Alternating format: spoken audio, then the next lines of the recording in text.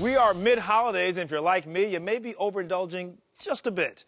If you're looking for a nice, tasty, gut-healthy meal that works for your waistline and your digestion, guess what? I got you covered. Radhi Devlukia, she's the Ayurvedic conscious chef, and she is here to help us all. Hey, Radhi, welcome to the show. Hey, thank you so much for having me. So Absolutely. happy to be here. So let's start right off from the top. People have heard the word Ayurvedic, and it really means something. What does it mean? Well, Ayurveda literally translates to the science of life. It's actually the oldest health science to exist. And the good thing about Ayurveda is that it doesn't just take into account your physical body when it comes to health. It really, really emphasizes the connection between your mind, body, and soul. And so it really helps you tune into your body to understand it so much better so that you're able to support your lifestyle, your environment, internal and external, to create the optimal health that you need. Ayurveda actually uses the power of scent. How? Yes. Well, if you think about it, every single thing that we allow into our senses is somehow processed or digested by our body. And so in the same way, when we are using different spices or aromatherapy, for example, lavender and rose, you automatically feel calmed. Or if you think about energizing scents like orange and lemon, it's exactly the same in food. And so the way that we use scents in our body can actually help change our mood too. Absolutely. And so what are you going to make for us today? Today, we are making something called Kitchari. It is an age-old recipe in the Indian tradition. It literally translates to mixture. Doesn't sound fancy, but I guarantee you it tastes really good. Okay, let's get started. Tell me, what are we going to put into our Kitchari? Yes, okay, so I've already pre-soaked. So I pre-soaked my lentils and my rice. Those are the two main staples. Love it. And the reason that you soak them before is because it actually releases the phytic acid out of the lentils. Now, phytic acid is what usually causes bloating and gas when you're eating lentils, pulses, or beans.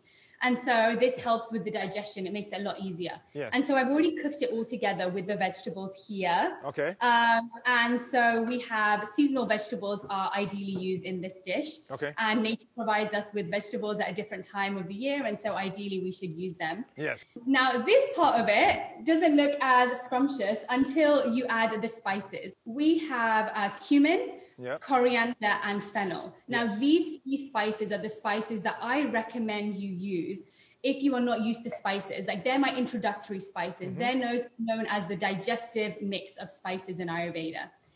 And then we also have mustard seeds and ginger. Okay. Now, these are perfect for the colder season. They are the heating spices that really help ignite your digestion. Sure. So we are cooking the spices in fat. Now, when you cook spices in fat, it actually releases its properties. It makes it a lot more available for your body to absorb the nutrient value from it. Okay. So we are cooking it. I'm cooking it in coconut oil. You can cook it in butter or whatever fat you have at home. I'm going to put in our cumin seeds, mustard seeds, chucking in my fennel seeds as well. And then we also have something called curry leaves, and they are actually purifying for the blood as well. So these are incredible to add into your cooking, and they have the most incredible aroma too. Make sure that the oil is hot, and then you'll know if it's hot if you just put in like a little seed and it starts popping. That's the perfect temperature. And then we are simply going to add these spices into our mix. Our lentil and rice mix and vegetables. Yeah. Nice. And then lastly, for the color and for all the things that the celebrity spice turmeric does, anti-everything, right, we're going to chuck that in. And I'm going to throw in lastly my coriander powder. And so this takes how long from start to finish, would you say?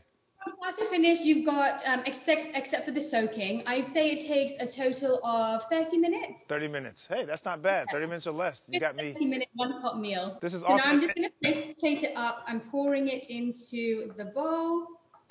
And then, you know what, in Ayurveda, it talks about how our digestion actually starts from the moment we look at food. Yes. And so making it visually appealing is actually really important. So I'm just putting on some microgreens or some micro cilantro, a few limes, and I'm going to show you guys here. And then there you have it. This is our... man. Oh, that looks good. Just, now, you're making me hungry. I'm not supposed to be hungry right now, but that looks good. Thank you so much, huh? Thank you.